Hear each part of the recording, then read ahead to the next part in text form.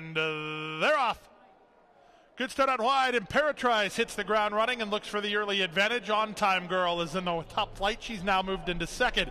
Splitting horses, here's Mythical. Mythical a bit flat-footed at the start, but she's going to rush all the way forward to take the advantage after an eighth of a mile. On Time Girl is second. Imperatrice is away on the outside into third. Tessellate back to fourth. In between horses goes Music Burst. Then it's Sneaky Good. Way out in the center is Holland Drive, lingering toward the back of the field. Chicane is at the back of the field. And up front, it's On Time Girl between. Mythical inside. Imperatrice outside. 22 and 4. That's a very reasonable opening quarter.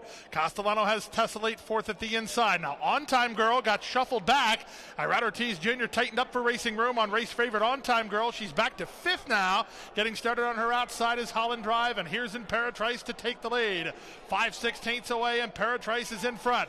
Mythical working harder, but she's back to second. Outside Holland Drive, still needing room is On Time Girl. Underway wide is Sneaky Good. At the rail, Tessellate. Plenty of hopes here as they straighten for the drive. Imperatrice has the lead off the corner, far outside Sneaky Good. At the rail, here's the run from Tessellate. Now into the clear, On Time Girl. On Time Girl living up to her name as she's hit the front at the right time. She's front and center, and she's much the best horse. The Forward Gal Stakes goes to the race favorite, On Time Girl. She wins by 3. Tessellate was backpedaling. Second, Imperatrice. Third was Sneaky Good. Fourth was Holland Drive in 1:24 and 2.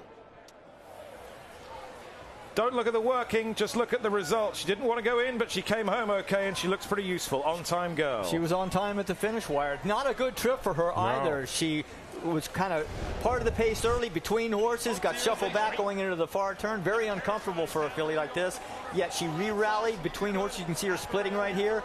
In the last eighth of a mile, she was the best horse. And Mythical, the second choice, had a good trip. I mean, she set the pace, shade under 23 seconds for the first quarter mile.